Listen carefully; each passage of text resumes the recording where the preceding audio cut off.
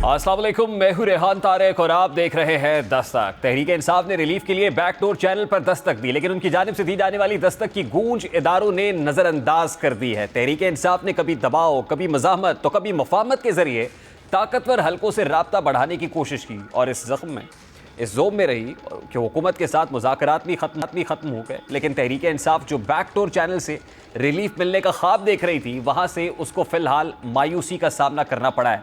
जैसा कि तहरीक इंसाफ ने यह दावा किया था कि बानी पीटीआई की जानिब से आर्मी चीफ को 3 खतूत लिखे गए हैं। पीटीआई ने यह समझा कि शायद इन खतूत की मीडिया में तशहीर करके इस्टेब्लिशमेंट को बातचीत पर कायल किया जा सकता है, लेकिन इन सारी उम्मीदों, सारी उमंगों पर गुज़श्ता रोज़ chief of the army staff पानी फेरते हुए दिखाई दिए, क्योंकि आर्मी चीफ ने यह वाज़ेह अंदाज में कह दिया है कि उन्हें बानी पीटीआई का कोई ख़त नहीं मिला, और अगर उन्हें कोई ख़त मिलेगा तो भी इसको पढ़ने की बजाय वज़ीर आज़म के हवाले कर दिया जाएगा। यानी आर्मी चीफ की जानिब से पीटीआई को साफ इनकार कर दिया गया, जो इस बात का सबूत है कि पाक फ़ौज ने अब तक 9 मई वाक़े को फरामोश नहीं किया। और ज़ाहिर है जो खतूत तहरीक इंसाफ ने आर्मी चीफ को लिखे हैं, उनमें एक तरह से इदारों को तनकीद का निशाना बनाया गया है। पीटीआई ये तासुर दे रही है कि आज वो जिस हाल में है उसके ज़िम्मेदार इदारे हैं और इदारे ही उसको मुश्किलात से निकाल सकते हैं। गुज़श्ता रोज़ जो बानी पीटीआई का आर्मी चीफ को तीसरा ख़त सामने आया, उसमें भी इदारों के खिलाफ सख्त ज़बान इस्तेमाल की गई है। वैसे तो हो नहीं सकता कि जिससे दरख्वास्त करनी हो उसी को ताने दिए जाए या उस पर इल्ज़ाम तराशी की जाए, लेकिन तहरीक इंसाफ बैक वक्त इदारों से मदद भी मांगती दिखाई दी और उनको तनकीद का निशाना बनाती हुई भी नजर आई। यही वजह है कि शायद आर्मी चीफ ख़त को पढ़ना नहीं चाहते, और सबसे बढ़कर जो खतूत लिखे गए उस पर यह तासुर बन रहा है कि पीटीआई सियासी मकासद के लिए इन खतूत पर प्रोपेगेंडा कर रही है।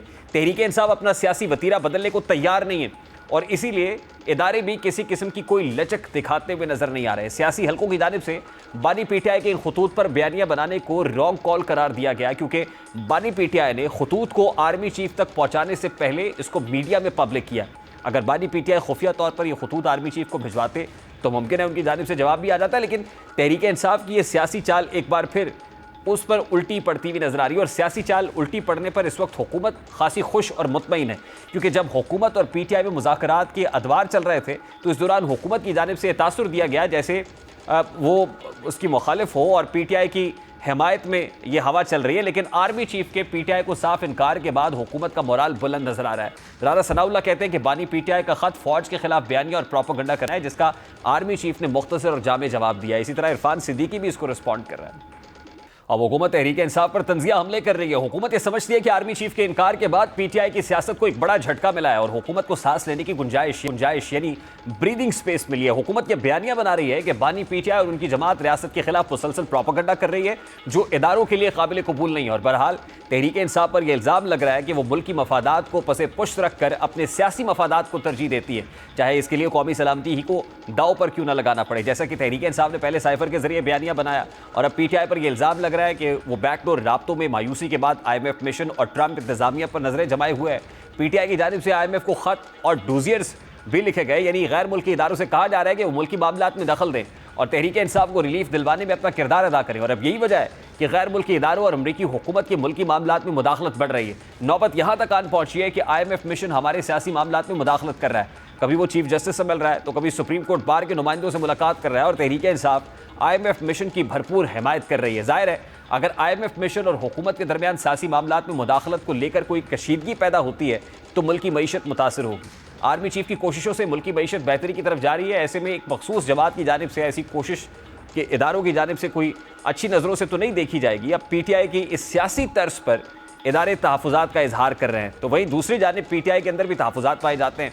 पार्टी टूट फूट का शिकार हो रही है। आए रोज़ एक नई ग्रुप बंदी सामने आने लग जाती है, जैसा कि पार्टी से शेर अफजल मरवत को निकाल बाहर किया गया, जिसके बाद तहरीक इंसाफ में इख्तलाफात की लकीरें और भी गहरी हुई और इसी इख्तलाफ की झलक हमें कौमी असम्बली के इजलास में भी दिखाई दी। आमतौर पर अपोजिशन जमात का रुकन हुकूमत पर या हुकूमत का पोजीशन के खिलाफ तकरीर करता है या सवाल उठाता है, लेकिन आज कौमी असम्बली के इजलास में एक दिलचस्प सूरत हाल नजर आई। जब ईवान में सवाल जवाब का सिलसिला जारी था, इसी दौरान शेर अफजल मरवत ने हुकूमत से सवाल करने की बजाय अपनी जमात से यह पूछा कि मुझे क्यों निकाला।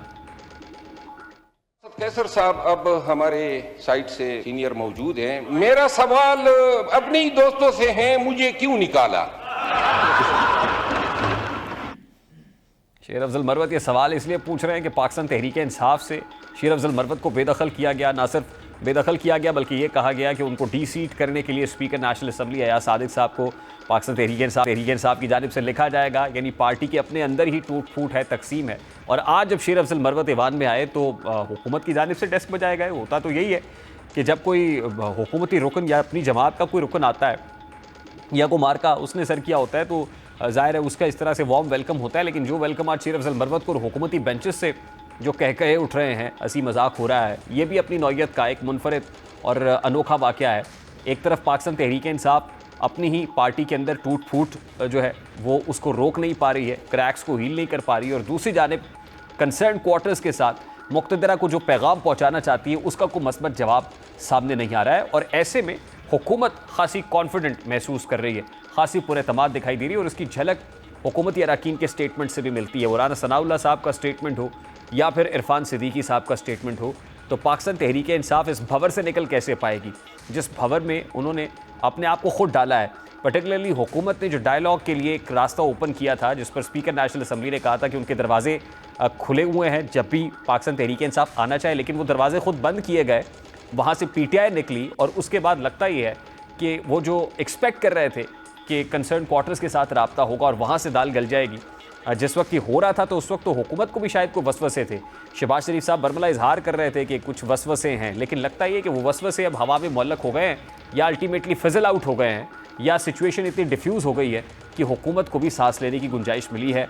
और ना सिर्फ ये कि ब्रीदिंग स्पेस क्रिएट हो रही है, बल्कि कॉन्फिडेंस भी खासा बढ़ता चला जा रहा है। इस सारे मामले में अब पाकिस्तान तहरीक इंसाफ के पास क्या है, इस वक्त सेनेटर हुमायूं मोहम्मद साहब ने भी ज्वाइन किया है। अस्सलाम वालेकुम सेनेटर साहब, बहुत बहुत शुक्रिया आपके वक्त के लिए। सर, सबसे पहले तो बड़ा सादा सा सवाल है, chief of the army staff को तीसरा ख़त लिखा गया और जो रिस्पॉन्स सामने आया है उस रिस्पॉन्स ने हुकूमत को खासा कॉन्फिडेंट कर दिया है, क्योंकि राना सनाउल्लाह साहब हो या इरफान सिद्दीकी साहब हो, ये बराबर बात कर रहे हैं कि लगता है कि अब इमरान खान साहब खुद ही इस खत का जवाब भी तहरीर करके पब्लिक कर देंगे।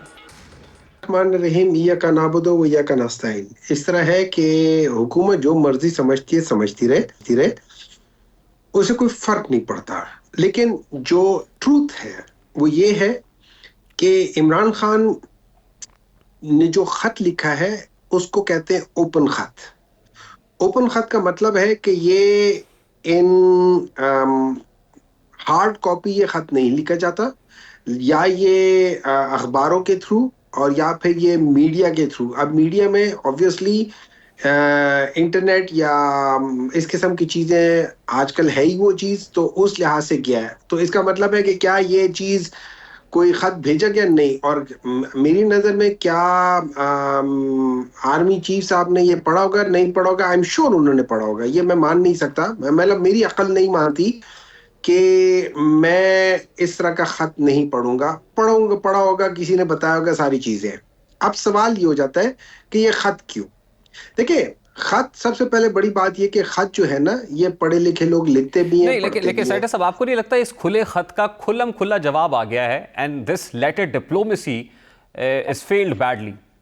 It's not diplomacy, it's about asking. ये खत मेरी नजर में डिप्लोमेसी के लिए नहीं है। ये इस खत में कहीं में ये नहीं लिखा हुआ कि आप आओ मेरे साथ बातचीत करो या आप आओ हम मिलके कहीं बैठ के डिस्कस करते। उस खत में पाकिस्तान के अंदर जो 6 या चंद मेजर प्रॉब्लम्स हैं उनकी तरफ निशानदेही की है, अवाम को एज अ विटनेस बना के कि मैंने एज अ स्टेट्समैन, मैं जेल में बैठ के मैं अपनी डील भी कर सकता था, मैं जेल में बैठ के बीमार भी हो सकता था, मेरे लिए कोई 50 रुपए का 25 रुपए का कोई लिखत पढ़त करके मैं बाहर भी जा सकता था, मेरे भी प्लेटलेट गिर सकते थे, मेरा भी कोई बंदा मेरे लिए एफिडेविट लिख सकता था कि इसका दिमाग खराब है। उनमें से कुछ चीज नहीं हुई है।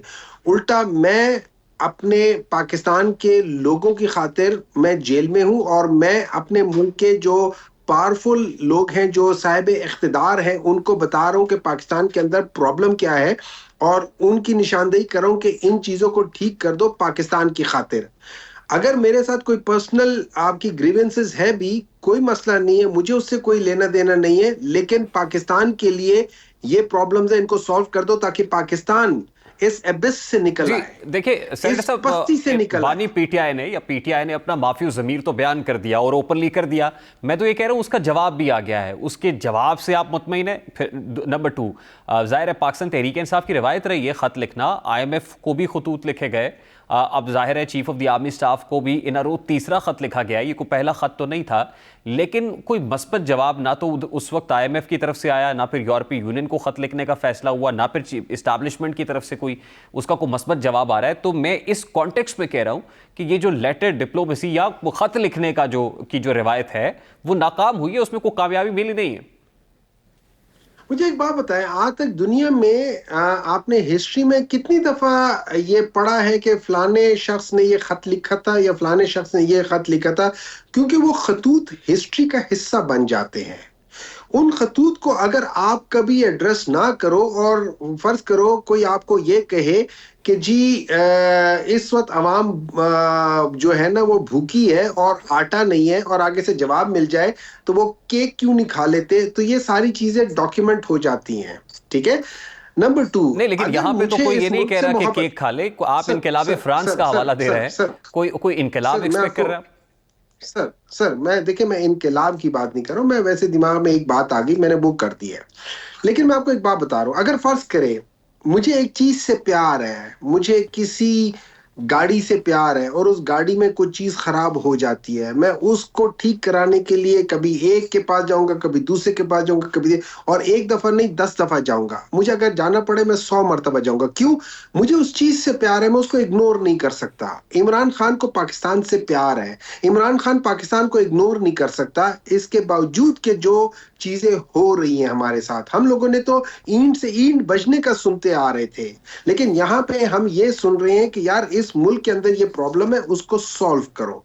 और इन चीजों को सॉल्व करना बनता है। अगर हम इस चीजों को सॉल्व नहीं करेंगे तो पाकिस्तान इसी तरीके से होगा कि जैसे आज है। आज हमने पिछले 3 सालों में तकरीबन 28 अरब रुपए कर्जा ले चुके हैं। पाकिस्तान का जो कर्जा है वो 7 खरब से तजावज कर गया है।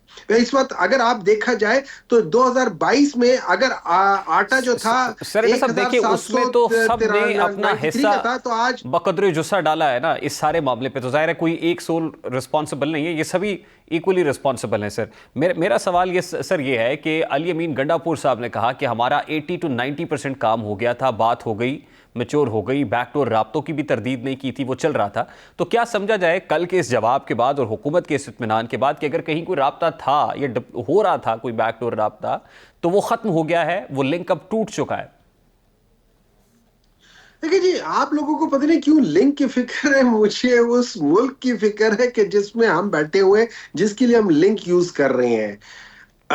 अगर राब्ता टूट गया है तो टूट जाए, मुझे राब्ते से मुझे राब्ते से कोई लेना देना नहीं है, टू बी वेरी ऑनेस्ट, और ना ही इमरान खान को इन राब्तों से लेना देना है।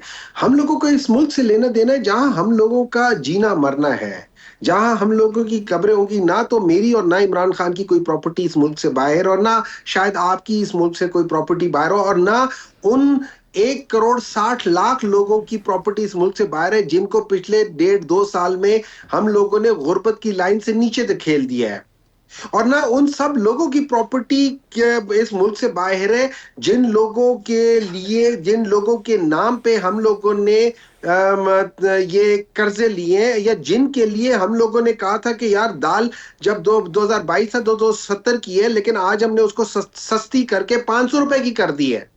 जब उस जमाने में चावल जो थे 104 रुपए के थे, आज हमने उसको सस्ता करके 203 रुपए कर दिया है। उस जमाने में आटा 1100 का था, हमने उसको सस्ता करके तकरीबन 1800 का कर दिया। अब इसका what is the way forward? एक चीज बड़ी इंपॉर्टेंट है, मुझे लगता है सर, पाकिस्तान तहरीक इंसाफ इस वक्त 2 महाजी जंग लड़ रही है। एक जाहिर है कि वो बावर करा रहे हैं आप खत लिख के कि ये मामला है, और दूसरा ये कि पाकिस्तान तहरीक इंसाफ के अपने अंदर जो है वो कोई ग्रुपिंग या धड़ेबंदी या तकसीम बढ़ती चली जा रही है। शेर अफजल मरवत साहब की जिस तरीके से अलहदगी हुई, आज कौमी असम्बली के अंदर हमने माहौल देखा, मुझे क्यों निकाला का सवाल भी वो कर रहे हैं, तो अब खुद अपने ही लोग सवाल कर रहे हैं बानी पीटीआई से, और फिर बानी पीटीआई जो सवाल कर रहे हैं एस्टैब्लिशमेंट से, उसका जवाब आपके सामने है। मैं जी देखिए, मुझे एक दफा शेर अफजल मरवा साहब से पूछना पड़ेगा कि वो मुझे क्यों निकाला सवाल कर रहे हैं या वो मियां साहब को छेड़ रहे हैं।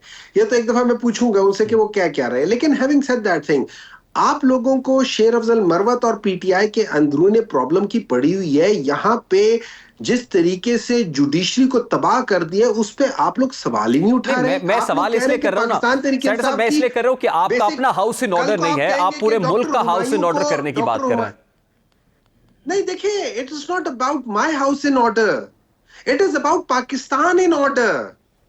पाकिस्तान के अंदर जो प्रॉब्लम हो रही है, आपने देखे, ये याद रखें, हम लोग यहाँ, हम मुसलमान हैं, हम लोगों के लिए हमारे जितने भी लीडरान हैं, मुसलमान लीडरान, उनमें से एक ने कहा था, हजरत अली रज़ी अल्लाह ताला अन्हु का कौल था कि जो जुल्म का तरीका है वो नहीं चल सकता, कुफर का निजाम चल सकता है, जुल्म का नहीं। पाकिस्तान में इस वक्त इंसाफ को तबाह कर दिया बिल्कुल, और बिल्कुल ही जुल्म की तरफ चले गए। एक बात याद रखें, ये एक हकीकत है।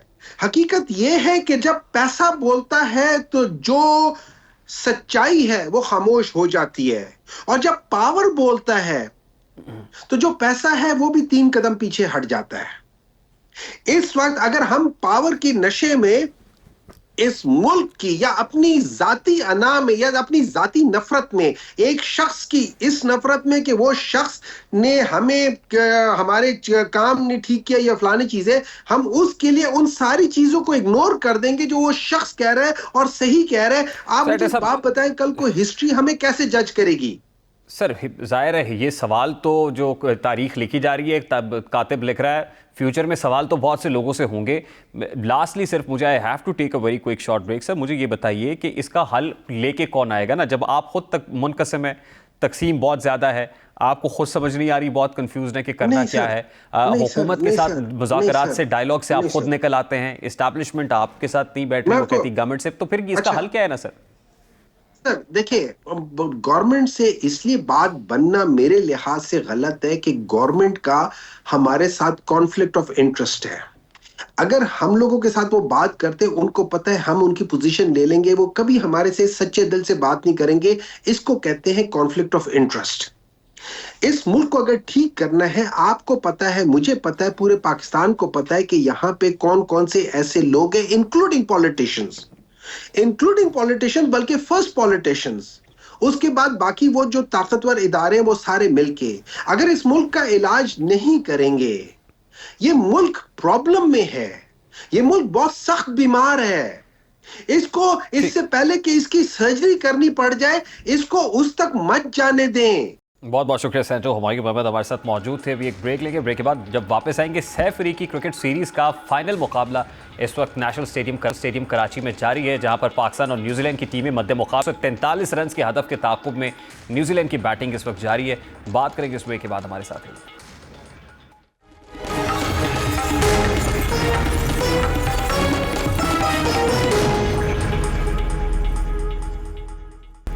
कौमी टीम क्रिकेट के मैदान में अपनी परफॉर्मेंस से कभी परेशान तो कभी हैरान कर देती, जैसा कि सैफ अली के टूर्नामेंट में पाकिस्तानी टीम उतार चढ़ाव की कैफियत से गुजरे। पहले न्यूजीलैंड से शिकस्त और फिर जनूबी अफ्रीका के खिलाफ शानदार फतह ने शायकीन क्रिकेट को ये यकीन दिलाया था कि फाइनल में पाकिस्तान अच्छा परफॉर्म करेगा। लेकिन फिलहाल मैच की सूरत हाल देखें तो पाकिस्तान की पोजीशन कोई ज़्यादा मुस्तहकम नज़र नहीं आ रही। सैफ अली की सीरीज़ के फाइनल में पाकिस्तान टॉस जीतकर बैटिंग का फैसला किया और बैटिंग लाइन इब्तिदा में ही लड़खड़ा गई और 242 रन बनाकर पूरी टीम पवेलियन लौट गई और कीवीज़ को जीत के लिए 243 रन का हदफ दिया। फ़खर ज़मान सिर्फ 10 रन बनाकर पवेलियन लौट गए।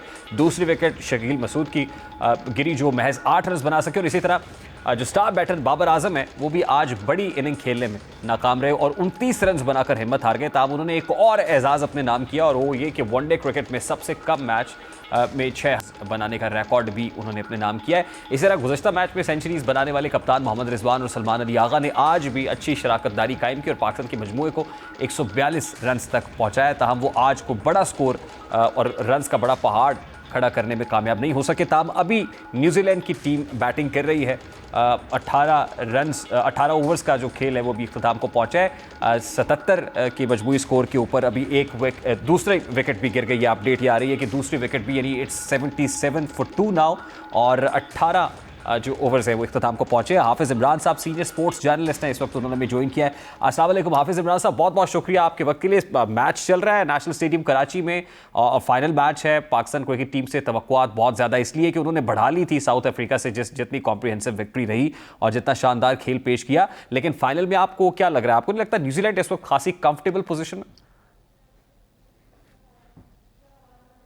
देखिए, रन्स ऑन बोर्ड, बहुत शुक्रिया रेहान सबसे पहले आपका, और आपके देखने वालों को भी सलाम। रन्स पाकिस्तान की तरफ से अगर हम देखते हैं तो 242, अगर आप एक इसमें ये पाकिस्तान के लिए मुश्किल ये है या परेशान कुन चीज़ है कि पाकिस्तान की बैटिंग 50 ओवर्स पूरे नहीं कर पाती। आज भी हम 3 बॉल अभी बाकी थे तो हम ऑल आउट हो गए थे। तो ये पाकिस्तान के नुक्ता निगाह से, और इससे माजी में भी चले जाते हैं तो पाकिस्तान की बैटिंग 50 ओवर्स पूरे नहीं खेल पाती, जो कि एक तशवीशनाक पहलू है। रन्स पाकिस्तान के अगर आप देखते हैं तो जितने रन्स ऑन बोर्ड होने चाहिए थे, 300 या उससे ज़्यादा रन्स, जो कि आपके बॉलर्स के पास मार्जिन होता है उसको डिफेंड करने के लिए, और मैच आप किसी भी वक्त गिरफ्त उसको अपनी मजबूत बना सकते हैं। तो रन्स पाकिस्तान की तरफ से कम हुए हैं। ये कहा जा सकता है कि अब तक की सूरत हाल को देखते हुए कि अगर आप न्यूजीलैंड की बैटिंग को अब इस वक्त तक देखते हैं, केन विलियमसन आउट हुए हैं, एक अच्छी चीज़ है, थोड़ा हौसला मिलेगा पाकिस्तान को। लेकिन 18 ओवर्स में अगर आप लगभग 4.5 के रन के साथ 78 रन स्कोर कर दें और आपने 250 से कम रन स्कोर करने हैं, तो फिर आपको बहुत शानदार बॉलिंग करना पड़ेगी पूरे के पूरे 40-50 ओवर, जितने भी आप अगर मैच जीतना चाहते हैं। तो पाकिस्तान की इस बॉलिंग में पोटेंशियल तो है, ऐसा नहीं है कि सलाहियत नहीं है। शाहीन आफरीदी हैं, नसीम शाह हैं, अबरार हैं, सलमान अली आगा हैं, फ़हीम अशरफ हैं, और खुशदिल शाह को भी कप्तान आजमा रहे हैं। तो 6 बॉलर्स, पोटेंशियल तो इसमें है।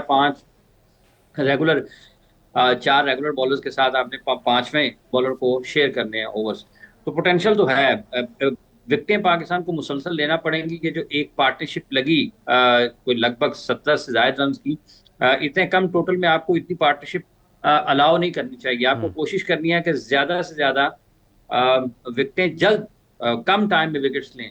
तो पाकिस्तान में पोटेंशियल है, लेकिन ये एक आप इसको कह सकते हैं कि एक तरह से पाकिस्तान को और न्यूजीलैंड को और साउथ अफ्रीका को वार्म अप मैचेस मिले हैं चैंपियंस ट्रॉफी जैसे अहम इवेंट से पहले, और पाकिस्तान की जो मुश्किलात हैं वो सबके सामने है। ऐसा नहीं है कि कोई बहुत अनहोनी चीज़ या गैर मामूली चीज़ हुई है। जैसा आपने शुरू में कहा कि वो साउथ अफ्रीका वाले एक मैच की वजह से लोगों की तवक्कुआत में इजाफा हुआ, लेकिन पाकिस्तान का यही मसला है कि अगर वो जिम्बाब्वे के खिलाफ खेल रहे होते हैं तो जिम्बाब्वे जैसी टीम लगते हैं, अगर साउथ अफ्रीका के खिलाफ खेल रहे होते हैं तो साउथ अफ्रीका जैसी टीम लगते हैं। तो ये अदम तसलसल पाकिस्तान क्रिकेट की ये खासा चैलेंज है, ये दुरुस्त फरमाया। पहचान भी है। हाँ, पाकिस्तान के लिए ये पाकिस्तान की पहचान भी है, और हमारे लिए ये धड़कनों को भी लोगों की उसमें बेतरतीबी पैदा करती है ये वाली सूरत हाल। तो हमें अगर जीत जाते हैं तो एक अच्छे नोट के साथ हम चैंपियंस ट्रॉफी की तरफ जा सकते हैं, क्योंकि 19 को पाकिस्तान ने न्यूजीलैंड के खिलाफ ही मैच खेलना है। तो पाकिस्तान को अगर कोई फायदा हुआ है इस सीरीज से तो न्यूजीलैंड को भी फायदा हुआ, क्योंकि न्यूजीलैंड ने भी पाकिस्तान के हाफिज इमरान साहब, it was almost a miracle winning against south Africa. इतने बड़े जो रन्स का पहाड़ है उसको अबूर करना, इट वाज अ मिरेकल। आपको लगता है at this point in time, उस वक्त तो बैटर्स ने किया, मोहम्मद रिजवान खड़े हो गए, सलमान अली आगा, लेकिन इस वक्त बॉलिंग साइड के ऊपर कोई ऐसी पोजीशन में है कि वो मुआवजा कर सके? देखें रेहान साहब, ये नसीम, शाहीन, ये और अगर तीसरे फास्ट बॉलर के तौर पर अगर वो हारिस आ जाते हैं इसमें, तो ऐसा नहीं है कि आपकी ये बॉलिंग आउट नहीं कर सकती दुनिया की किसी बैटिंग लाइन को। ये अभी ओके, उसमें ये ठीक है कि फेवरेबल बॉलिंग कंडीशन थी against Australia, in Australia against south Africa, in south Africa, लेकिन ये जो तीनों फास्ट बॉलर्स हैं, अगर ये अपने पोटेंशियल पर रहते हैं, जैसे आज शाहीन ने पहले 5 ओवर्स किए हैं, नसीम ने 3 ओवर्स पहले किए हैं, तो अगर हारिस इसके साथ शामिल हो जाते हैं तो पाकिस्तान की इस बॉलिंग लाइन में जान तो है कि ये कर सकते हैं। देखें, ये जो सलमान और रिजवान की परफॉर्मेंस थी, ये भी तो जाहिर करती है ना कि आपके पास पोटेंशियल तो है, सलाहियत तो है आपके पास, लेकिन क्या आप इसको दोहराते हैं या नहीं दोहराते हैं। असल बात यह है कि आप अपनी कारकर्दगी को रिपीट आपने करना है। तो अगर दोहराएंगे, पोटेंशियल पर परफॉर्म करेंगे, तो पाकिस्तान की ये टीम हैरान कर सकती है। अगर कप्तान अपने बॉलर्स को ठीक तरीके से इस्तेमाल करता है, अगर बेहतर प्लेइंग 11 के साथ पाकिस्तान मैदान में उतरता है, 3 आपके पास एक्सप्रेस फास्ट बॉलर, एक शाहीन, मतलब है कि शाहीन, नसीम और हारिस की मौजूदगी में आपके पास पेस बैटरी तो है, परफॉर्मेंस की है। अगर ऑन द डे परफॉर्म करेंगे तो इसमें कोई शक नहीं है कि ये इससे पहले कर चुके हैं, नसीम भी कर चुके हैं, हारिस भी कर चुके हैं, शाहीन भी कर चुके हैं। ठीक है। तो ये पाकिस्तान के पास ये है कि अगर ये अपनी पोटेंशियल पर रहते हैं, परफॉर्म करते हैं, तो पाकिस्तान हैरान कर सकता है। बिल्कुल ठीक। ये कीपिंग इन कहा जा व्यू देयर सकता है कि पास्ट उसके इम्कानात कम परफॉर्मेंसेस, है। वी शुड से कि we are still in the game. We really wish and pray कि पाकिस्तान को की टीम आज भी कोई मिरेकल कर सके। हाफिज इमरान साहब हमारे साथ मौजूद है। I have to take a very quick short break, और ब्रेक के बाद जब वापस आएंगे तो कुछ जुडिशल साइड के ऊपर तनाव बदस्तूर बरकरार है। और आज जो जजेस ने हल्फ लिया है उसमें सीनियर जज जस्टिस मंसूर अली शाह के गिर्द जब सहाफ़ियों ने तांता बांधा, हुकूमत का ये तासुर कि वो कोई रेफरेंस ला सकती हैं उसको कैसे ज़ायल किया है या रिस्पॉन्ड किया है, इस पर कुछ बात करेंगे इस ब्रेक के बाद। हमारे साथ रहिए।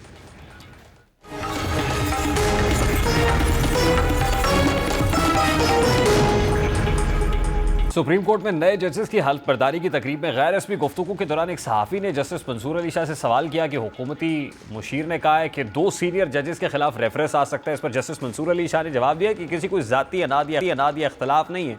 कमरे में मौजूद हाथी किसी को नज़र ना आए तो क्या कर सकते हैं। उनका कहना था कि तमाम जजेस के साथ मुलाकात होती है, इकट्ठे चाय भी पीते हैं, जो उसूली मौक़िफ़ है वो हमारा अपना है।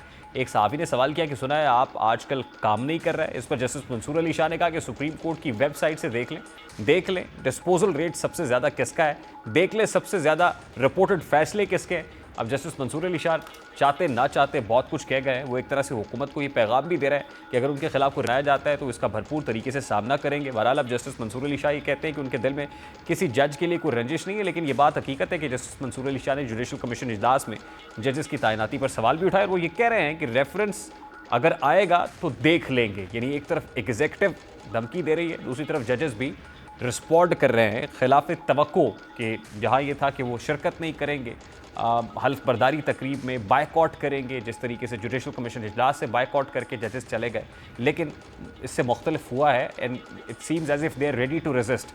इस वक्त अशतर औसाफ साहब साबिक अटॉर्नी जनरल पाकिस्तान मुमताज़ माहिर कानून हमारे साथ मौजूद है। अस्सलाम वालेकुम अशतर औसाफ साहब, बहुत बहुत शुक्रिया आपके वक्त के लिए। आज जस्टिस मंसूर अली शाह साहब का राना सनाउल्लाह साहब ने जो कुछ कहा, इरफान सिद्दीकी साहब, मतलब वो उन्होंने कहा ना कि रेफरेंस आ सकता है, पर्टिकुलरली राना सनाउल्लाह साहब कह रहे, तो उस पर वो कहते हैं कि रेफरेंस आएगा तो देख लेंगे, हमने कुछ गलत तो किया नहीं है। तो ये जो तनाव है एग्जीक्यूटिव और जुडिशरी के माबैन, कोई नया रुख इख्तियार करता हुआ देख रहे हैं आप? देखिए, महाजराई तो ट्रेडिशनली और ये सब चलती ही रही है। आप देखेंगे कि बहुत साल पहले भी सज्जाद अली शाह साहब के ज़माने में भी ये सारे सिलसिले चलते रहे। उसके बाद आपने देखा कि इफ्तिखार मोहम्मद चौधरी साहब के ज़माने में भी ये महाजराई एक पीक तक पहुंची और वहाँ पे भी ये सारे सिलसिले हुए। लॉयर्स मूवमेंट चली, जजेस को नज़रबंद भी किया गया। So this has been unfortunately हमारे मुल्क में इस तरह के बहुत सारे काम होते रहे हैं और ये अच्छी बात नहीं है बिल्कुल भी, ख़ास तौर पे इस वजह से क्योंकि जो जुडिशल सिस्टम है वो किसी भी मुल्क का हर तरह से, चाहे वो आपका सोशल जस्टिस का सिलसिला है, इकोनॉमिक जस्टिस का सिलसिला है या आपका क्रिमिनल जस्टिस का सिलसिला है, इसके साथ ये मुंसलिक है और उसका डायरेक्ट ताल्लुक आम आदमी के साथ है। और आम आदमी को अगर ये एहसास ना हो कि वो अपनी बात की सुनवाई कर सकता है एक ऐसे फोरम में जहाँ पे उसको बेलाग किस्म का हियरिंग भी मिलेगी और फैसला भी मिलेगा, तो फिर आपका मुआशरा जो है वो तनज़ली की तरफ चल पड़ता है। बहुत मुनासिब ये हो कि ये बातें जो हैं, चाहे वो रस्मी हैं चाहे वो गैर रस्मी हैं, इनको अवॉइड किया जाए, चाहे वो गवर्नमेंट है चाहे वो जुडिशरी है। इस तरीके से जो है वो मामलात सुधरते नहीं हैं। I think the time has come when we sit down, और अगर डायलॉग बाकी जगहों पे हो रहा है तो यहाँ पे भी मेरा ख्याल है कोई हर्ज नहीं है कि बैठ के इन चीज़ों को तय कर लिया जाए, एक लाइन ड्रॉ कर ली जाए, एक ज़ाब्ते इखलाक तय कर लिया जाए कि इस लाइन से कोई तजावुज़ नहीं करेगा, क्योंकि ठंडक आनी चाहिए मुल्क के अंदर। जब ठंडक आएगी तो फिर इकोनॉमिक स्टेबिलिटी जो है, वो जो भी आप इकोनॉमिक स्टेबिलिटी के काम कर रहे हैं, जब तक कि ठंडक नहीं होगी वो काम जो है वो इतनी तेजी से नहीं। ये बड़ी मुनासिब बात है और आइडियली होना तो ऐसे ही चाहिए, बट पॉलिटिक्स ऑफ मोरालिटीज़ हमारे यहाँ नहीं है। इसी तरह दूसरी साइड पे भी, जुडिशल साइड पे भी हमने ये चीज़ें देखी हैं। फिर आपने जस्टिस सजाद अली शाह का हवाला दिया, रेफ़र किया इफ्तिखार मोहम्मद चौधरी साहब को, कहीं ना कहीं एग्जेक्टिव की मुदाखलत भी रही। फिर हमने रिसेंटली देखा पीटीआई दौर में बानी पीटीआई ने रेफरेंस बनाया जस्टिस काजी फायजी साहब पर, और फिर उसको भुगत भी लिया। तो अब जब ये एग्जेक्टिव कहेगी कि 2 पर्टिकुलर जजेस के अगेंस्ट रेफरेंस भी आ सकता है, तो आपको लगता है कि अल्टीमेटली वो कहते हैं ना कितने नादाएं के शोलों को हवा देते हैं, ये होना चाहिए ये रेफरेंस वाला मामला, और फिर जज ये कहें कि आएगी तो फिर देखी जाएगी? यही तो मैं कह रहा हूं कि फिर जब ये इस तरह का जो डायलॉग है ना, वो जलती के ऊपर तेल डालने के मुतरादिफ है। ये सारा सिलसिला जो है ये यकतरफा नहीं है। It is not just the interference of the executive. आपने देखा कि हॉस्पिटल्स को जाके इंस्पेक्ट किया जाने लग गया था, या स्कूलों की फीस तय होने लग गई। ये कहा गया कि जी फला सेक्रेटरी को आप जब तक कोर्ट नहीं कहेगी आप चेंज नहीं कर सकते। कोर्ट के कहने के ऊपर आपको पता है NICL में जो कुछ हुआ और जिस तरीके से लोगों के रगड़े निकले और कई कई साल उनको जेल भुगतनी पड़ी। कोर्ट ने FIR कटवाई थी, क्या जरूरत थी इन सब बातों की? सब लोग बरी हो गए। वो बरी इसलिए नहीं हुए क्योंकि शक का फायदा दिया गया, बिकॉज कोई सबूत नहीं था। और सिर्फ जब आप अखबारी रिपोर्ट्स पे या कोई आपके कान में कोई बात कह दे, उस पर जब चलना शुरू करेंगे तो ये होगा। तो this is not just a one way street और वन वे ट्रैफिक, ये दोनों तरफ से इस तरह हुआ है। और ये इसमें अगर हम अभी नहीं रोकेंगे तो शायद ये फिर बहुत बुरा होगा। सर लेकिन सवाल ये, कता कलामी के लिए माजरत सर, सवाल ये है कि अब ये मामला इसका अब रिवर्सल है क्या ये इर्रिवर्सिबल प्रोसेस हो गया? देखिए ऐसे कि अभी जुडिशल एक्टिविज्म के जिस दौर का आप जिक्र कर रहे थे, वो पर्टिकुलरली साकिब निसार साहब का भी, कि जाहिर है लोअर जुडिशरी के यहाँ भी जाके किसी का फ़ोन उठा के जज साहब का टेबल पे पटक देना, आप किसी जेल का मुआयना कर लेना, हॉस्पिटल्स के अंदर चले जाना, ये देखा है हमने। लेकिन क्या अब एग्जीक्यूटिव ने जो सिस्टम को रीशेप किया है 26वीं आईनी तरमीम के बाद, इस कॉन्स्टिट्यूशनल अमेंडमेंट के बाद, आपको लगता है कि ये सुपीरियॉरिटी हासिल करने की कोशिश की गई है ओवर द जुडिशरी, और ये ठीक अमर था, या ये फिर रिवर्सिबल, जिस पे ज़ाहिर लीगल फ्रेटर्निटी भी डिवाइडेड है और वो कहते हैं कि जब 26वीं आईनी तरमीम जब तक रोल बैक नहीं होगी ये मामला ठीक नहीं हो सकता? बिल्कुल, हर एक को अपनी राय का इजहार करने का हक हासिल है, लेकिन किसी की बात को सिर्फ इसलिए रद्द ना कर दिया जाए क्योंकि जो कह रहा है वो हमें पसंद नहीं है। देखिए, ये इन सब चीज़ों को जब जिस नहज पे हम लेके आए हैं, इसमें से वापसी का रास्ता बिल्कुल मौजूद है, बिल्कुल है। सबसे पहले आपने देखा कि ये पेंडुलम पहले इस तरफ चल रहा था, अभी इस तरफ नजर आ रहा है कि चल रहा है। इसमें इत्तेदाल की बात है, और इत्तेदाल कैसे आएगा कि आप उन लोगों को लेके आए जो कि मेरिट के ऊपर पूरा उतरते हैं। इसलिए ना लाएं क्योंकि वो आपके लाडले हैं, आपको पसंद है, आपको अच्छे लगते हैं। याद रखिए, जज जब बन जाता है तो किसी का नहीं होता, किसी का होना भी नहीं चाहिए। उसको सिर्फ आइन और कानून का होना चाहिए। उसकी लॉयल्टी जो है वो स्टेट ऑफ पाकिस्तान से, रूल ऑफ लॉ से होती है, और होती भी है क्योंकि उसको कंट्रोल नहीं कर सकते फिर वो। एक तो ये एस्पेक्ट हो गया। दूसरा, 26वीं आईनी तरमीम ने तो सिर्फ एक एस्पेक्ट देखा है, और वो एस्पेक्ट है रिलेटिंग टू सुपीरियर जुडिशरी। हमें बहुत ज़रूरत है कि सब मिलके, ऑपोजिशन भी बैठे, आपका ट्रेजरी बेंचेस भी बैठे, एकेडमिशियन भी बैठे, और जो इसके अंदर स्टेक होल्डर्स हैं, लिटिगेंट को भी आप इसमें शामिल करें, और इसको डिस्ट्रिक्ट जुडिशरी को स्ट्रेंथन करें। और इसी तरह आप जो डेवलपमेंट के काम हैं वो लोकल गवर्नमेंट के सुपुर्द करें, उसको स्ट्रेंथन करें, ताकि जो पार्लियामेंटेरियंस हैं वो कंसंट्रेट कर सकें लेजिस्लेशन पे। जब प्रॉपर लेजिस्लेशन होगी, कलेक्टिव विजडम के साथ होगी, और आप डिस्ट्रिक्ट जुडिशरी को लिफ्ट करेंगे, तो एक ठंडक भी आएगी, बेहतरी आएगी, तेजी आएगी, प्रिडिक्टेबिलिटी आएगी, सर्टेनिटी आएगी, and this is the way forward. तीसरा ये है कि आप कंपटीशन को इस तरीके से बढ़ाएं कि ऑल पाकिस्तान जुडिशल सर्विस का इनेकाद करें, ऑल पाकिस्तान एजुकेशन सर्विस का इनेकाद करें। सर, डोंट यू थिंक कि it's a long term solution? Ultimately जाहिर है कि ये लॉन्ग टर्म, लेकिन ये जो शॉर्ट टर्म इस वक्त हमें चीज़ें नज़र आ रही हैं उसमें जो बहुत ज़्यादा बात हो रही है वो 26वीं आईनी तरमीम की बात हो रही है। अभी इस पे पिटीशन लगी भी हुई है। आपको क्या लगता है कि इसका क्विक फिक्स क्या है सर इस सिस्टम का? इसका क्विक फिक्स ये है कि लर्न फ्रॉम योर मिस्टेक्स। आप देखिए कि इसमें जो प्रॉब्लम्स आ रही हैं ना, उसको कैसे एड्रेस करना है। उसको आप एड्रेस कर सकते हैं, ब्रिंग अबाउट ए ट्वीकिंग, यानी आप उस जो 26वीं तरमीम है उसके अंदर कुछ ऐसा बैलेंसिंग एक्ट लेके आइए कि आपको 27वीं तरमीम की ज़रूरत ना पड़े। और वो कैसे है कि उसके नीचे लेजिस्लेशन इस तरीके से करें, रूल्स ऐसे बनाएं जिन रूल्स के ऊपर कोई उंगली ना उठा सके। वाई कांट वी हैव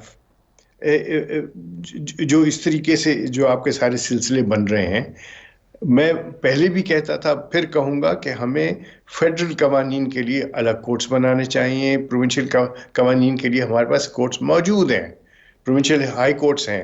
आप फेडरल हाई कोर्ट्स बनाइए। फेडरल हाई कोर्ट्स में से जो मामलात हैं वो फिर सुप्रीम कोर्ट एक अलग से बनाए जो कि सिर्फ फेडरल मामलात को देखें। डिवीजन भी आएगी और ये जो स्कर्मिशेस हैं ये ख़त्म हो जाएंगी। बहुत बहुत शुक्रिया अशरफ साहब। मुझे ब्रेक लेनी है, कथा कलामी के लिए माजरत। अशरफ साहब हमारे साथ मौजूद थे। क्विक शॉर्ट ब्रेक लेंगे, ब्रेक के बाद वापस आएंगे। एक स्कैम है जिसे तो पाकिस्तानी लुट रहे हैं, इस पर बात करना बहुत ज़रूरी है। बात करेंगे इस ब्रेक के बाद। हमारे साथ रहिए।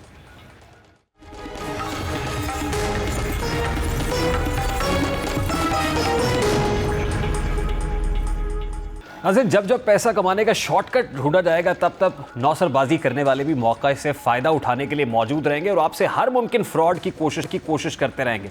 आज हम आपके सामने एक ऐसे ही गोरख धंधे के हवाले से कुछ इंकशाफात करेंगे जैसे फ्रॉड करने वाले लोगों को लूट रहे हैं। जैसा कि हम सब सोशल मीडिया के यूज़र्स हैं, फेसबुक, इंस्टाग्राम, यूट्यूब, दूसरी सोशल मीडिया ऐप्स हमारे इस्तेमाल में रहती हैं और इन ऐप्स पर आजकल एक बिल्कुल मुख्तलिफ तरह का स्कैम देखने को मिल रहा है। जब आप इंस्टा या फेसबुक पे स्क्रॉलिंग कर रहे होते हैं तो आपको वहाँ पे किसी वेबसाइट या किसी एप्लीकेशन का बड़ा दिलकश सा इंटरफेस देखने को मिलता है जिसमें लिखा होता है कि आप एक टास्क मुकम्मल करें और 1000 रुपये कमाएं, 2 टास्क मुकम्मल करें और 3000 कमाएं, 3 टास्क मुकम्मल करें और 5000 कमाएं। बुनियादी तौर पर बेरोज़गार नौजवान नस्ल, वो लोग जिनके पास आमदन का कोई बेहतर ज़रिया नहीं है, तो वो लोग इन चीज़ों को देख के बहुत अट्रैक्ट होते हैं, बहुत जल्दी धोखा भी खा जाते हैं। इन्हीं एप्लीकेशंस को देखकर जब तजस्सुस बढ़ता है तो इसको क्लिक करते हैं, फ़ौरन एक व्हाट्सएप नंबर के चैट बॉक्स में चले जाते हैं और साथ ही कंपनी की तरफ से एक मैसेज मौसूल होता है कि हम आपकी क्या मदद कर सकते हैं। मुख्तलिफ सवालात पूछे जाते हैं कि ये क्या काम करते हैं, पैसा कैसे कमाया जा सकता है और ये किस तरह के टास्क हैं। फिर वो हमें मुख्तलिफ चीज़ें बताते हैं कि आपको मुख्तलिफ किस्म के टास्क दिए जाएंगे और वो टास्क आपने थोड़े से टाइम के अंदर पूरे कर लेने हैं, जिसके बाद आपको टास्क पूरा करने पर कुछ रकम ईजी पैसा, जायज़ कैश या बैंक अकाउंट के ज़रिए मुंतकिल कर दी जाएगी। शुरू में आपका भरोसा जीतने के लिए आपसे किसी किस्म की इन्वेस्टमेंट की डिमांड नहीं की जाती और बगैर इन्वेस्टमेंट के आपको बैठे बैठे 300, 400, 500 रुपये मौसूल हो जाते हैं और कुछ किए बगैर आपके अकाउंट में बेशक थोड़ी सी रकम मुंतकिल कर दी जाए, आपका भरोसा इस एप्लीकेशन पर बढ़ने लगता है और मज़ीद लालच पैदा होता है और मज़ीद पैसे कैसे कमा सकता हूँ ये अर्ज बढ़ती है। वहाँ से अगली गेम शुरू होती है। इसके बाद ये लोग आपको कहेंगे कि आप टेलीग्राम इंस्टॉल करें और पाकिस्तान में टेलीग्राम VPN के बगैर नहीं चलता, तो फिर ये आपको VPN इंस्टॉल करने का कहेंगे और एक लिंक शेयर करें। जैसा कि आपने सोशल मीडिया की ऐप पे क्लिक किया था, आप इस चैट बॉक्स में आए थे और इसी तरह इस लिंक के ऊपर क्लिक करने के बाद आप टेलीग्राम के चैट बॉक्स में चले जाएंगे और आपको बताया जाएगा कि आपका सुपरवाइज़र बात कर रहा है, वो आपको मज़ीद टास्क देगा। देखा जाए तो इस पूरी गेम के पीछे 4-5 लोग मिल के मुख्तलिफ सिस्टम्स पर बैठ के ये काम कर रहे होते हैं। हर एक इंडिविजुअल को एक जिम्मेदारी मिली हुई होती है, एक टास्क होता है जिसमें लोगों को अपने जाल में फंसाकर उनसे रकम हासिल करने की कोशिश की जाती है। जब आप सुपरवाइजर से काम के हवाले से पूछते हैं तो आपके साथ एक लिस्ट शेयर करेगा जिसमें बताया जाएगा कि कितनी इन्वेस्टमेंट करेंगे तो आपको कितना प्रॉफिट मिलेगा। इसमें जितनी ज़्यादा इन्वेस्टमेंट आप करते जाएंगे उतना ज़्यादा प्रॉफिट मार्जिन भी बढ़ता चले जाएगा। इसमें हैरानी की बात यह है कि इनका इंटरफेस इतना कैची, इतना इंटरेक्टिव है कि लोग खिंचे चले जाते हैं। जब कोई देखता है तो हकीकतन ऐसा महसूस होता है जैसे आप कोई अमेज़ॉन या शॉपिफाई या कोई और जो क्रेडिबल प्लेटफॉर्म है वो इस्तेमाल करें, लेकिन दर हकीकत ये सारा कुछ फेक होता है और ख़ुद से जनरेटेड होता है। जो आपका सुपरवाइज़र होता है वो आपको मज़ीद आपका भरोसा जीतने के लिए मशवरा देता है कि आपसे से कम रकम से शुरू करें, और आप जब ये पैसे जीत जाएंगे तो इसके बाद आप आहिस्ता आहिस्ता रकम को बढ़ाते चले जाएं ताकि रिस्क फैक्टर कम होता जाए। और जो कम से कम रकम वाला शेड्यूल है आपके सामने रखा होता है, आप वो रकम उनको मुंतकिल करते हैं, आपके अकाउंट में वो रकम शो हो रही होती है, लेकिन वो ऐसा कुछ होता नहीं है, सिर्फ आपको दिखाने के लिए वो रकम शो हो रही होती है। और 1, 2 या 4 हज़ार जो इन्वेस्ट किया होता है वो आपके अकाउंट में मौजूद रहता है, आपका बैलेंस आपको नज़र आ रहा होता है, ताकि आपको लगे कि आपके साथ किसी किस्म का कोई भी स्कैम नहीं किया जा रहा। इसके बाद जब आप वो वाला टास्क कंप्लीट करते हैं तो 2 से 3-4 टास्क कंप्लीट करने के बाद अगला टास्क मुकम्मल करने से पहले कहा जाता है कि अब आप इसमें मज़ीद रकम डिपॉजिट कराएं तो आपका टास्क कंप्लीट होगा, वरना जो रकम आप जीत चुके हैं वो भी आपको वापस नहीं मिलेगी। इस तरह आप और रकम जमा कराते हैं और मुमकिन है कि वो आपको 4 या 5 हज़ार रुपये की रकम और भी दे दें, आपका भरोसा और जो है वो जीत लें, बेहतर कर दें, तो आप वहाँ से 4-5 हज़ार कमाकर बच के निकल गए तो शायद आपकी किस्मत अच्छी हो। वरना ये 1000-2000 रुपये से गेम शुरू होती है और तकरीबन लाखों रुपए पर तक जाती है। और कुछ फ़ोन कॉल्स हमें ऐसी मौसूल हुई हैं, हमें कुछ लोगों ने बताया है कि उनके साथ तकरीबन 2-3 लाख रुपए तक का स्कैम हुआ है। और आज ये टॉपिक डिस्कस करने का मकसद भी यही है कि बहुत सारी चीज़ें जो आपके सामने आपको नज़र आ रही होती हैं, लगता है कि जैसे हकीकत के करीब तरह बहुत क्रेडिबल है, लेकिन फ्रॉड होता है, स्कैम होता है। और सोशल मीडिया के इस डिजिटल स्कैम्स बढ़ते चले जा रहे हैं और हमारी कोशिश ये होगी कि हम वक्तन फ़वक्तन आपके साथ इन स्कैम्स का जो असल चेहरा है, इनकी असल हकीकत है, वो आशिकार करें ताकि आप इससे बच सकें। प्रोग्राम का वक्त अपने इख्तिताम को पहुँचा, आपसे मुलाकात होगी इंशाअल्लाह अगले हफ्ते। अपना रखिए ख्याल, अल्लाह हाफ़िज़।